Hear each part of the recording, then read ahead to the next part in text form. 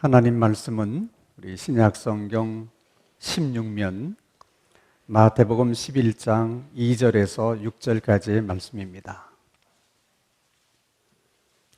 신약성경 16페이지 마태복음 11장 2절에서 6절까지의 말씀을 제가 봉독합니다. 하나님의 말씀을 경청하시기 바랍니다.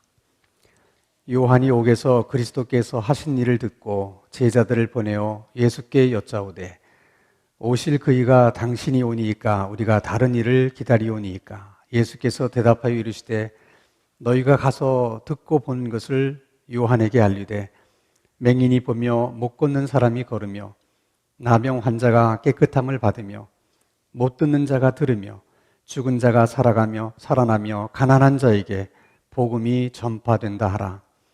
누구든지 나로 말미암아 실족하지 아니하는 자는 복이 있도다 하시니라. 아멘. 빙판 위에서 하는 운동 경기 가운데 쇼트트랙 스피드 스케이팅이라고 하는 경기가 있습니다. 111m 정도 되는 길지 않은 트랙을 선수들이 일제히 출발을 해서 트랙을 도는 겁니다.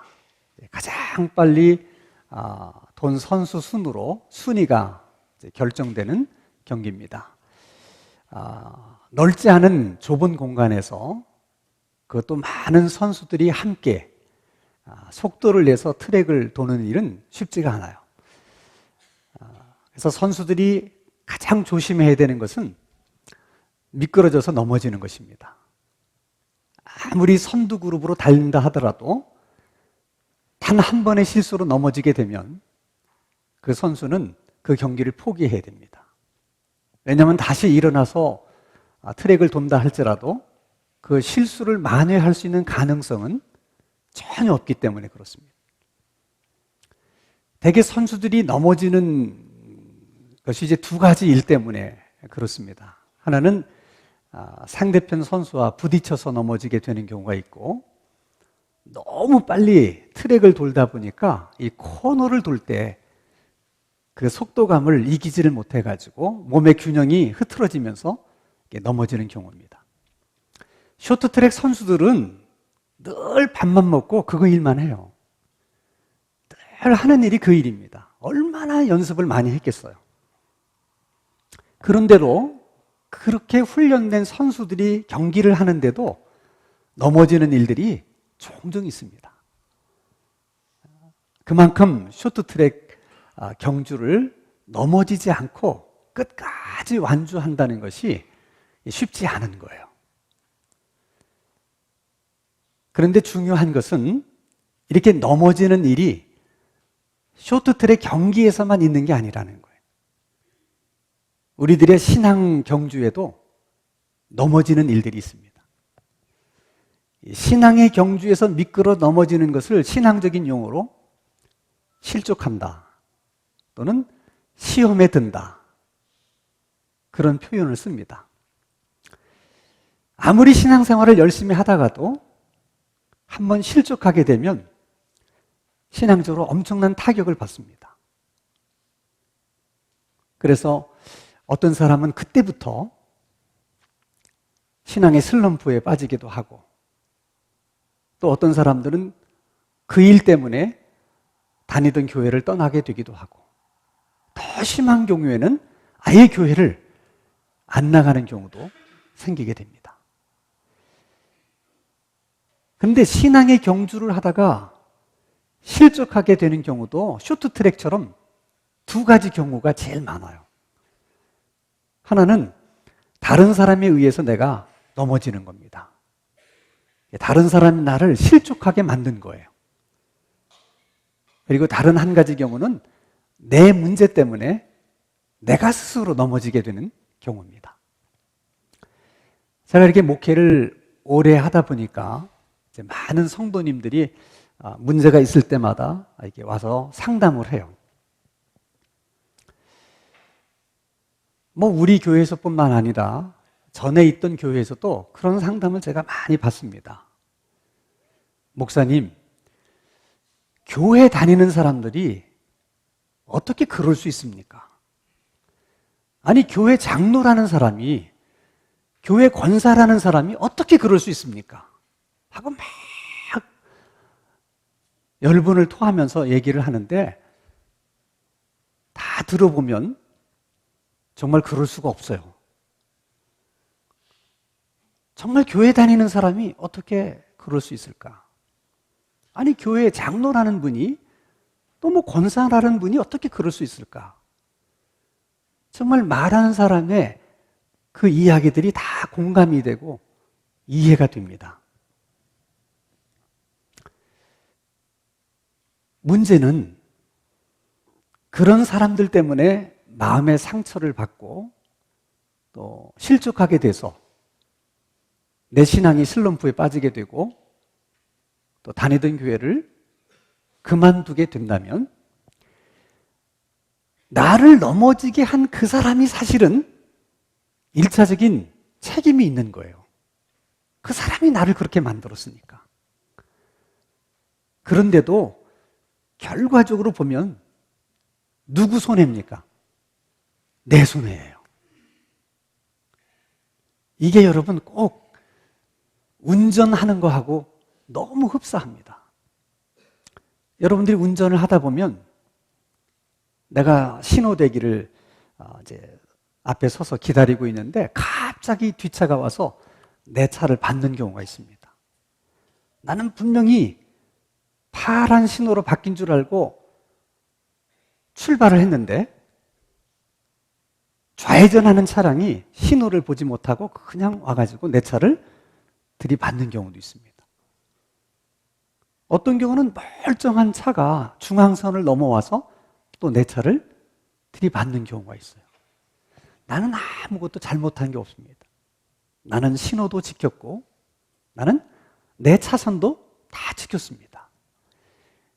그렇게 사고가 날 경우에 그 책임은 신호를 위반하고 차선을 위반한 그 사람에게 다 있습니다. 그래서 모든 것은 그분이 책임을 져야 돼요. 부셔진 내 차도 다 고쳐줘야 되고 내가 그 사고로 몸을 다치게 됐다면 또 내 다친 몸을 다 치료해 줘야 됩니다. 근데 한번 생각해 보세요.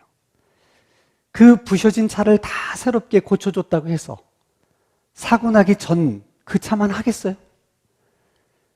내가 사고로 다친 몸 다 치료해 줬다고 해서 내가 사고 나기 전 그 몸만 하겠어요?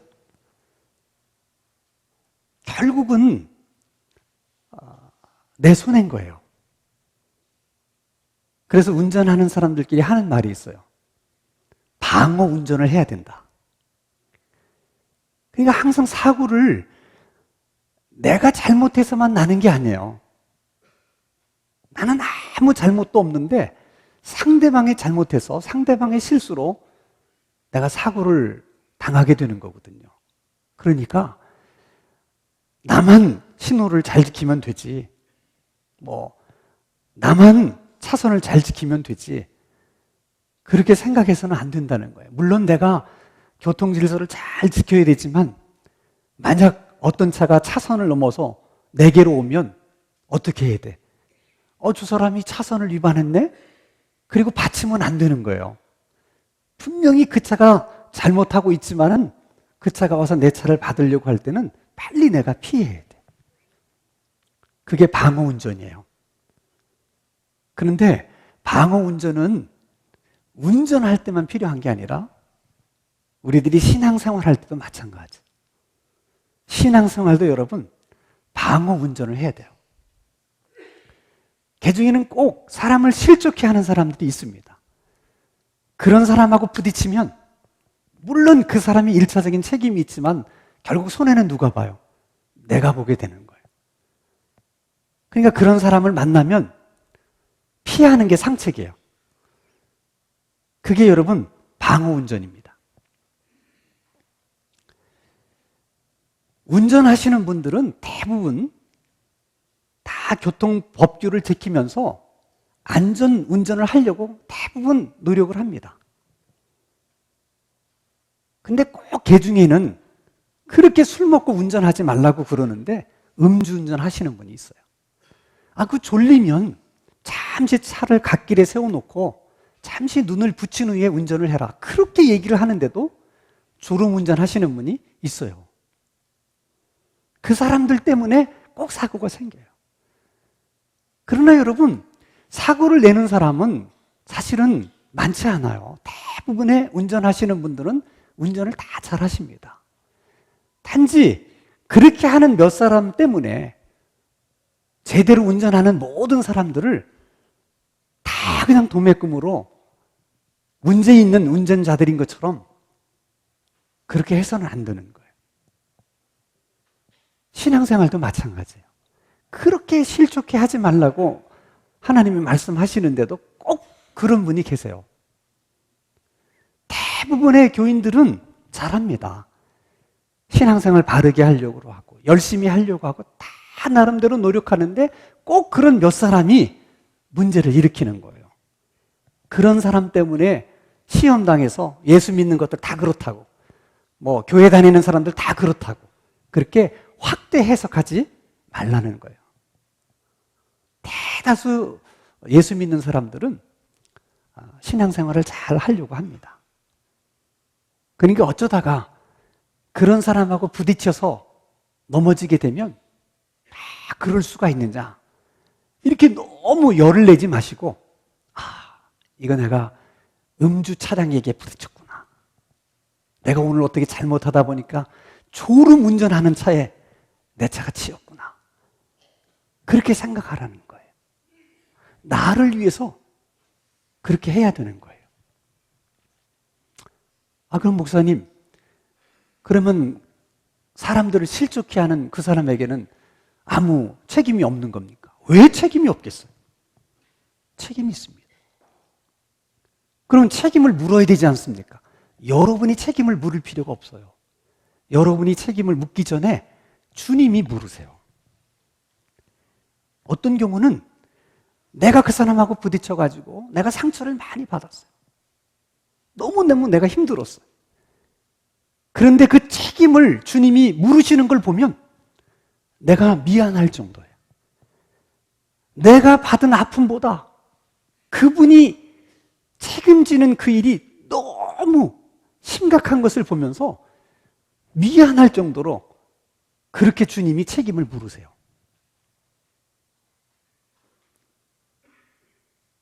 여러분, 마태복음 18장 6절과 7절의 말씀을 한번 같이 읽겠습니다. 시작.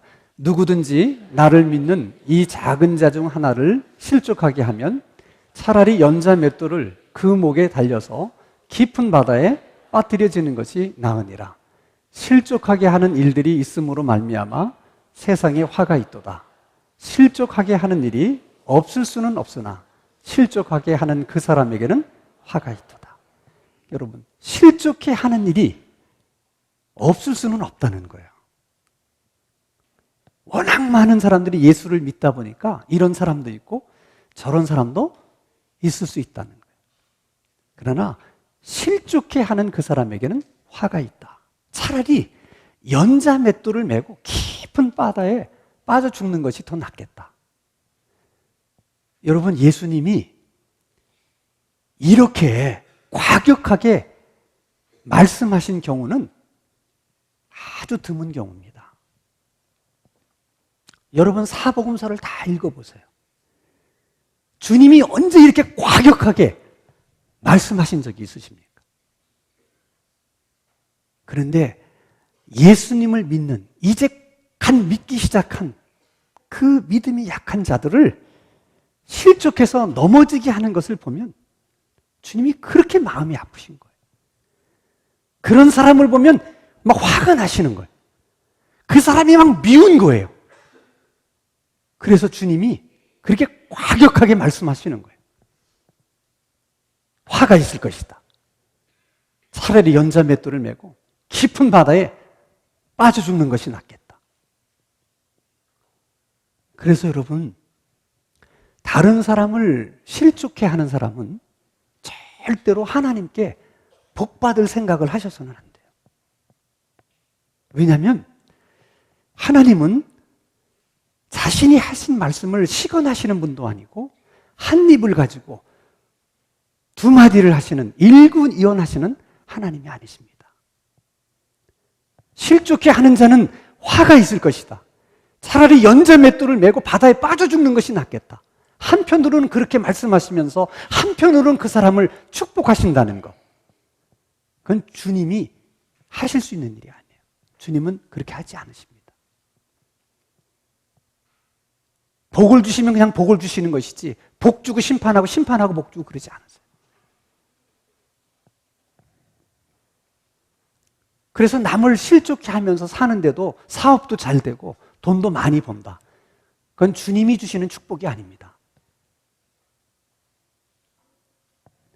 여러분, 예수 믿는 사람들은 무슨 사기를 친다든지, 남의 물건을 훔친다든지, 사람을 죽인다든지, 노름에 빠지고 주색 잡기에 빠진다든지, 우상숭배를 한다든지, 그런 죄는 잘 안 짓습니다.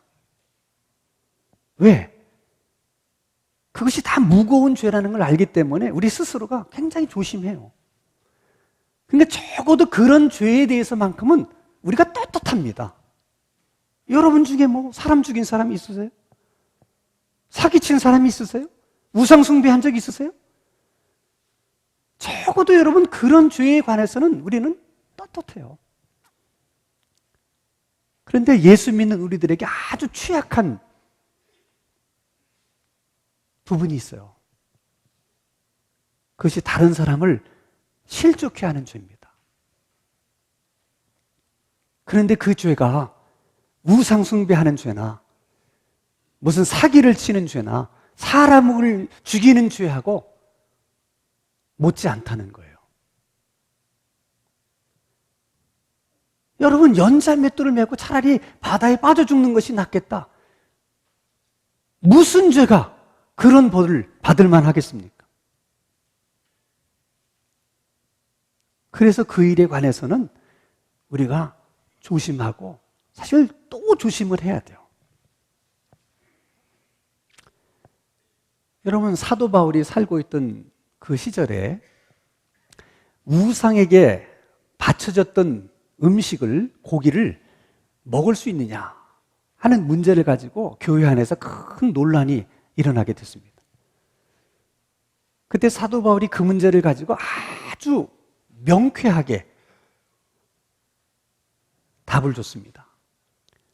예수 믿는 사람들에게는 주님이 우리에게 주신 자유가 있기 때문에 우리는 그 어떤 것에도 매이지 않을 수 있다. 우상에게 드려진 재물? 그게 뭐 문제냐? 우리는 그 음식을 먹어도 그만이고 안 먹어도 그만이다. 먹는다고 문제가 생기는 것도 아니고 안 먹는다고 해서 무슨 문제가 있는 것도 아니다. 우리는 먹을 수 있는 자유도 있고 먹지 않을 수 있는 자유도 있다. 그러면서 이렇게 얘기합니다. 고린도전서 8장 13절 같이 읽겠습니다. 시작.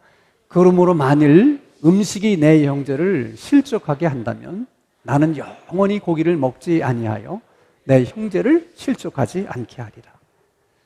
나는 우상에게 드려진 재물을 먹고 안 먹는 문제가 내게는 아무런 문제가 안 된다. 그러나 혹시라도 내가 그 음식을 먹는 것 때문에 믿음 약한 성도가 실족을 당하게 된다면 나는 먹지 않겠다는 거예요. 한 번, 두 번 먹지 않겠다는 것이 아니라 내가 영원토록 안 먹을 수도 있다. 그만큼 사도 바울은 다른 사람을 실족해 하는 일을 그렇게 중하게 생각한 거예요. 여러분, 입으로 들어가는 음식만 그러겠어요? 우리 입으로 나오는 말도 마찬가지입니다. 우리는 무슨 말을 하든 말할 수 있는 자유가 있습니다. 특별히 없는 말을 하는 것도 아니고 틀린 말도 하는 것이 아닌 그런 말들에 대해서는 더 큰 자유함이 있어요. 그래서 말할 수 있는 거예요. 그런 말들에 대해서는 더 큰 자유함이 있기 때문에 더 말하고 싶은 거예요. 그러나 여러분, 내가 하는 말이 없는 말이 아니고 틀린 말이 아니다 할지라도 그 말 때문에 성도가 실족을 당하게 된다면 나는 말하지 않겠다. 오늘만 내일만이 아니라 영원토록 나는 그 말 하지 않을 것이다. 그게 사도 바울의 마음이에요. 그런데 우리는 이런 부분을 그렇게 진지하게 중하게 생각하지 않는다는 거예요. 이유는 두 가지입니다. 하나는 우리들의 착각이에요. 예수 믿는 사람들이 많이 착각하는 것 가운데 하나가 너무 자기중심적으로 생각한다는 것. 주님은 실족해 하는 자에게 화가 있다고 말씀하셨는데도 우리는 내가 그저 신앙생활을 열심히 하면 전도도 열심히 하고 새벽기도도 안 빠지고 나오고 주일날 되면 친구가 놀러 가자고 그러는데도 내가 놀러 가지 않고 또 교회에 와서 예배 드리고 내가 교회 안에서 봉사 많이 하고 내가 그런 일들을 이렇게 열심히 하면 다른 사람을 좀 실족해 하는 일 정도는 그건 아무 문제도 안 된다고 생각해요. 그게 여러분 우리의 착각입니다. 우리가 기도를 열심히 하고 전도를 열심히 하고 교회 봉사를 하는 거 다 소중하고 중요한 일이지만 그것 때문에 다른 사람을 실족해 하는 일이 아무렇지도 않은 일이 되는 것은 아니라는 거예요. 우리만 여러분 그렇게 착각하는 게 아니에요. 성경에 보면 삼손이라는 인물이 있습니다. 하나님이 엄청 그를 축복해 준 인물인데 그는 태어날 때부터 나실인이었어요. 나실인은 반드시 지켜야 될 계율이 세 가지가 있습니다. 술을 입에 대면 안 됩니다. 죽은 시체를 가까이 하면 안 됩니다. 그리고 절대로 머리를 깎아서는 안 됩니다. 이 세 가지 규율은 어느 게 더 중하고 어느 게 덜 중한 게 없어요. 다 지켜야 되는 겁니다. 근데 삼손은 이렇게 착각했어요. 술 먹는 건 별거 아니고 시체를 가까이 하는 건 별거 아니고 뭐만 중요하냐? 머리털을 미는 것만 중요하다. 이렇게 생각했어요. 그래서 두 가지 계율은 너무 쉽게 깨트렸어요. 그리고 항상 나는 머리를 밀지 않았기 때문에 나는 잘 지키고 있다. 그렇게 생각했습니다. 결국은 들릴라의 유혹에 빠져서 머리털 밀리게 되고 두 눈을 뽑히고 비참한 최후를 맞게 됩니다. 우리들이 그런 착각들을 하면서 하는 거예요. 또 한 가지 이유가 있습니다. 그것은 다른 사람을 실족해 하면 안 되지 하는 건 알아요. 근데 나는 하고 싶은 말 안 하면 못 참아. 나는 내가 하고 싶은 대로 꼭 해야 돼. 그게 너무 강해서 그렇게 말씀하시는 것을 알면서도 일부러 그냥 무시하고 그냥 그렇게 사는 거예요. 그렇게 신앙생활 하는 것을 뭐라고 얘기하느냐? 오기로 신앙생활을 한다. 그렇게 말합니다. 여러분, 예수 믿는 사람 가운데 오기로 예수 믿는 사람이 많습니다.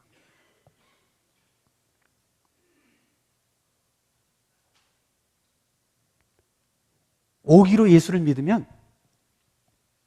자신에게도 아무런 유익이 없지만은 오기로 예수를 믿는 그 자체가 많은 사람을 실족하게 만들어요. 특별히 자기 자식들을 실족하게 만들 가능성이 많습니다. 여러분, 우리가 사랑하는 우리 자식을 다른 사람도 아니고 우리가 실족하게 만든다면 세상에 그것처럼 마음 아픈 일이 어디 있겠어요? 그것처럼 슬픈 일이 어디 있겠어요? 그래서 예수님이 말씀하시는 거예요. 실족해 하는 그는 화가 있을 것이라고.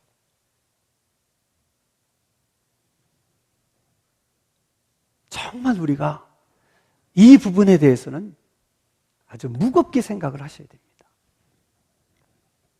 이렇게 여러분 다른 사람에 의해서 우리가 실족하게 되는 경우도 있지만은 내 문제 때문에 스스로 실족하게 되는 경우도 있어요. 그게 이제 오늘 본문의 경우입니다. 우리가 잘 아는 것처럼 세례 요한은 예수님이 오시는 길을 예비하기 위해서 예수님보다 6개월 전에 세상에 태어납니다. 제사장의 아들이었기 때문에 얼마든지 편하게 살 수 있는 길이 있었지만은 그걸 다 마다하고 새 속에 물들지 않으려고 광야로 나가서 정말 어렵고 힘든 삶을 삽니다. 주님이 공생애를 시작할 무렵 주님 오시는 길을 예비하기 위해서 세례 요한은 요단강에 가서 많은 사람들에게 회개의 세례를 베풉니다. 오늘 예수님이 세례 요한에게 세례를 받으러 왔습니다. 세례를 주려고 하는 순간 하늘 문이 열리면서 성령이 비둘기처럼 임하고 소리가 들립니다. 이는 내 사랑하는 아들이요 내가 저를 기뻐하노라. 세례 요한이 직접 보고 들었습니다. 그래서 세례 요한 생각이 이분이 정말 우리가 기다리던 메시아구나. 확신을 가지고 많은 사람에게 소개합니다. 보라, 세상 죄를 지고 가는 어린 양이로다. 그랬던 세례 요한이 오늘 본문에 보면 흔들리고 있어요. 미끄러져서 막 넘어지려고 하는 거예요. 무엇 때문인가? 간단합니다. 지금 세례 요한이 감옥에 갇혀 있어요. 당시 갈릴리 지역을 통치하던 사람은 헤롯 안티파스라고 하는 왕이었는데 그가 이복 동생의 아내를 빼앗아서 자기 아내로 삼았습니다. 아무리 이복 동생이지만 어떻게 동생의 부인을 빼서 자기 부인 삼을 수 있습니까? 이런 일을 해서는 안 되는 거잖아요. 그래서 모든 백성들이 그 일에 대해서 분노했어요. 어떻게 왕이 저럴 수 있느냐. 그래도 상대가 왕이기 때문에 아무 말도 못합니다. 세례 요한은 의로운 사람이라 가만히 있지 못했어요. 왕이 그럴 수 있느냐. 일반 백성도 하지 않는 일을 하고 왕을 심하게 질색하다가 지금 감옥에 갇힌 거예요. 넓은 광야에서 자유롭게 살던 세례 요한이 좁은 공간 안에 갇혔어. 그것도 빛 한 점 들어오지 않는 지하 감옥에서 하루하루를 산다는 것이 얼마나 고통스러운 일이었겠습니까? 그러나 정작 세례 요한을 힘들게 한 것은 작은 감옥이 아니었어요. 자기는 불의에 저항하고 정의를 외치다가 감옥에 들어왔는데 아무도 지지해주는 사람이 없는 거예요. 다른 사람은 몰라도 메시아는 그러면 안 되지. 자기가 하나님의 정의를 위해서 외치다가 감옥에 들어와 있는데 어떻게 메시아가 가만히 있을 수 있는가? 이런 일을 두고 메시아가 가만히 계신다면 그게 무슨 메시아인가? 그래서 자기 제자들을 예수님에게 보내서 질문을 합니다. 당신이 정말 우리가 기다렸던 메시아입니까? 아니면 우리가 계속해서 메시아를 기다려야 됩니까? yes, no. 둘 중에 하나로 답해달라는 거예요. 그때 예수님이 그 제자들에게 이렇게 얘기합니다. 보지 못하던 눈먼 소경이 보게 되고 걷지 못하던 자가 걷게 되며 듣지 못했던 귀머리거리가 듣게 되고 문둥병자가 낫게 되고 죽은 자가 살아나고 가난한 자들에게 복음이 전파되라. 이 얘기를 세례 요한에게 가서 해줘라. 아니 세례 요한이 지금 듣고 싶은 대답은 yes, no. 당신이 메시아요? 아니요. 그 얘기를 듣고 싶은 것인데 예수님은 이렇게 말씀하셨어요.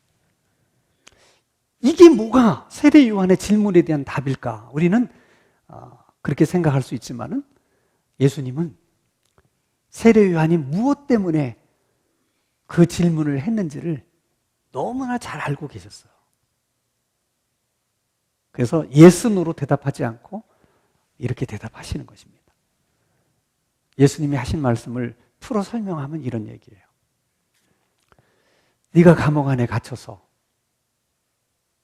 메시아가 왔는데 왜 내가 이러고 있어야 되는가? 도대체 메시아는 지금 어디서 뭘 하고 계시는가? 어떻게 내가 감옥에 계속 이렇게 있을 수 있도록 메시아는 아무 일도 하지 않으시는가? 너는 지금 그것이 답답해서 내가 질문을 한 것이지만은 그렇지 않다는 거예요. 네가 감옥 안에 있다고 해서 메시아가 아무것도 하지 않고 그냥 있는 것은 아니라는 거예요. 너는 감옥에 있지만 여전히 복음은 증거되고 있고 하나님의 나라는 확장되고 있다는 거예요. 아니 메시아가 오셨으면 기적을 행하셔서 감옥 문을 여시고 내 팔과 다리에 묶여있는 쇠사슬을 끊어줘야 되지 않느냐. 너는 그렇게 기대하는지 모르지만 그 기대가 이루어지지 않는다고 메시아가 능력이 없는 것도 아니고 기적을 행하지 않는 것도 아니다. 눈먼 자가 보는 기적이 지금도 일어나고 있고 듣지 못하는 귀머거리가 듣고 있는 기적도 여전히 일어나고 있다. 그리고 결론으로 말합니다. 누구든지 나를 인하여 실족하지 않는 자는 복이 있도다. 무슨 말씀입니까? 너는 그것이 답답해서 내게 묻고 있지만 나는 너에게 그 일에 대해서 더 설명할 말이 없다. 그리고 나는 너에게 그 모든 것들을 설명해 줘야 될 의무도 없다. 단지 내가 너에게 부탁하고 싶은 것이 하나 있는데 네가 처음 붙잡았던 믿음을 끝까지 붙들어라. 도중에 미끄러져서 넘어지면 네가 한 지금까지의 모든 수고와 희생이 헛될 수 있다. 끝까지 믿는 자가 복이 있다. 끝까지 신앙을 완주하는 자가 복이 있다. 말씀하시는 거예요. 여러분, 세례 요한이 그렇게 흔들렸다면 우리는 더 말할 것도 없어요. 우리도 마찬가지예요.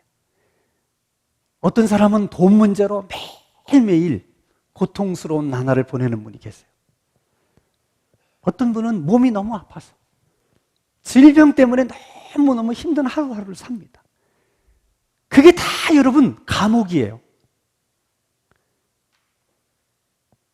여러분 돈에 쪼들리면서 하루하루를 산다는 것처럼 답답한 일이 어디 있겠어요? 그것처럼 괴로운 일이 어디 있겠어요? 그래서 우리는 그 감옥 안에 앉아서 하나님께 도움을 구합니다. 제발 좀 어떻게 이 문제 좀 해결해 주세요. 주님이 그러셨잖아요. 구하라 그러면 주실 것이요. 찾으라 그러면 찾을 것이요. 문을 두드리라 그러면 열릴 것이라. 왜 구하는데 안 주세요? 왜 찾는데 안 주시는 거예요? 너는 내게 부르짖으라. 왜 부르짖는데 아무 말씀도 안 하시는 거예요? 그러다 보면 자꾸 하나님에 대해서 섭섭한 마음이 들어요. 서운한 생각이 들어요. 그리고 그 하나님에 대해서 막 화까지 납니다. 근데 한번 여러분 정직하게 한번 생각해 보십시다. 그 문제가 하나님의 문제입니까? 우리 문제입니까? 우리 문제입니다. 우리는 모든 것을 내 편한 대로 생각해요. 내가 어려움 당했을 때 하나님께서 내 기도를 들어주시면 나를 사랑한다고 우리는 생각합니다. 모든 것이 내 세원대로 하나씩 하나씩 다 이루어지면 하나님이 나와 함께 하신다고 우리는 그렇게 믿습니다. 반대로 아무리 기도를 하는데도 응답은 없고 삶이 점점 힘들어지면 하나님이 나를 떠나셨다고 생각하고 하나님이 나를 버리셨다고 생각합니다. 그런데 언제 하나님이 여러분에게 내가 너를 버렸다, 내가 너를 떠났다 말씀하신 적이 있으십니까? 그냥 그렇게 내가 생각하는 거예요. 하나님은 한 번도 그렇게 말씀하신 적이 없는데 나 혼자 장구치고 북치고 지지고 볶고 다 내가 하는 거예요. 그건 여러분 신앙이 아니에요. 신앙은 항상 하나님의 말씀에 근거하는 것입니다. 하나님께서 내가 너를 사랑한다 말씀하셨으면 상황은 사랑하는 것 같지 않게 느껴질지라도, 환경은 사랑하는 것처럼 받아들여지지 않더라도 하나님이 그렇게 말씀하셨기 때문에 여전히 하나님은 나를 사랑한다고 믿는 것이 그게 믿음이에요.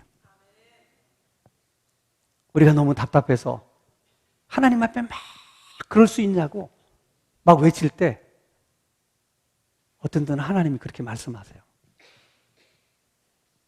네가 뭔데 그렇게 나한테 당당한 거냐? 네가 무슨 이유로 그렇게 내 앞에서 당당한 거냐? 어떻게 그렇게 당당하게 내 앞에서 그럴 수 있는 거냐? 정말 깜짝 놀랐어요. 정말 우리가 뭔데 그렇게 하나님 앞에 당당하게 그렇게 얘기할 수 있는 것입니까? 이유가 있다면 한 가지밖에 없어요. 그것은 우리가 하나님의 자녀라는 거예요. 근데 여러분, 정말 하나님의 자녀라면 그 하나님 아버지를 신뢰하고 믿어야 됩니다. 아버지를 믿지 않는 자녀를 어떻게 자녀라고 말할 수 있겠습니까?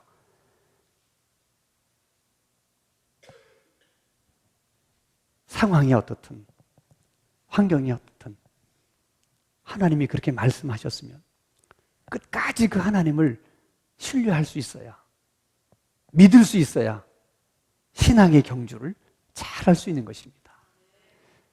여러분, 오늘 우리들의 신앙의 경주를 쇼트트랙에 비유한다면 이제 예수 믿은 지 얼마 안 되신 분들이 이 쇼트트랙을 한두 바퀴 도신 분이 계실 거예요.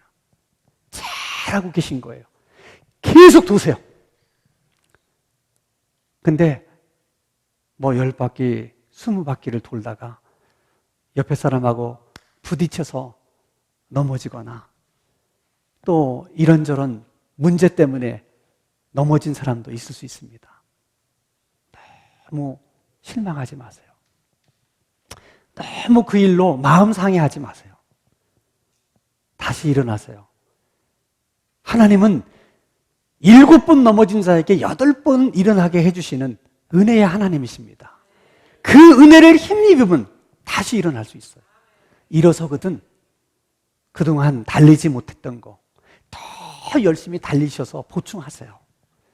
쇼트트랙은 제일 빨리 달리는 사람이 우승이지만 신앙의 경주에서는 끝까지 완주한 것이 우승입니다.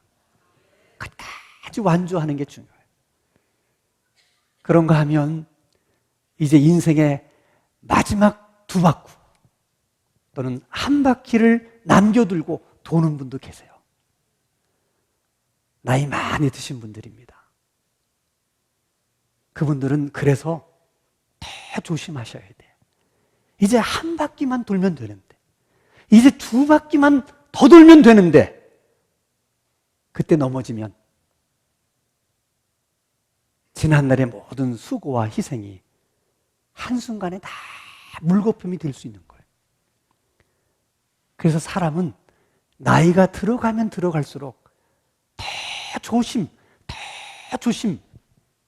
그렇게 신앙생활을 해야 되는 것입니다. 바라기는 우리 신당 중앙교회 성도님들 가운데는 한 사람도 다른 사람을 실족해 하는 사람이 없게 되기를 바라고, 그저 실족하지 않는 것이 최선이다 그렇게 생각하면서 신앙의 경주를 끝까지 완주할 수 있는 저와 여러분의 신앙생활이 될 수 있기를 주님의 이름으로 축원합니다. 기도하십시다. 거룩하신 하나님 아버지, 음식이 내 형제를 실족하게 한다면 나는 영원히 고기를 먹지 않겠다고 말한 사도 바울처럼 성도들을 실족해 하는 일이라면 틀린 말이 아니더라도 말하지 않게 해주시고, 하고 싶은 행동이라도 행동하지 않을 수 있는, 절제할 수 있는 은혜를 우리 가운데 허락하여 주시옵소서. 신앙의 경주에서 미끄러 넘어지지 않도록 항상 우리를 붙들어 주시고, 혹시 넘어진다 할지라도 다시 일어설 수 있는 7전8기의 굳건 믿음을 허락하여 주시옵소서. 예수님의 이름으로 기도하옵나이다.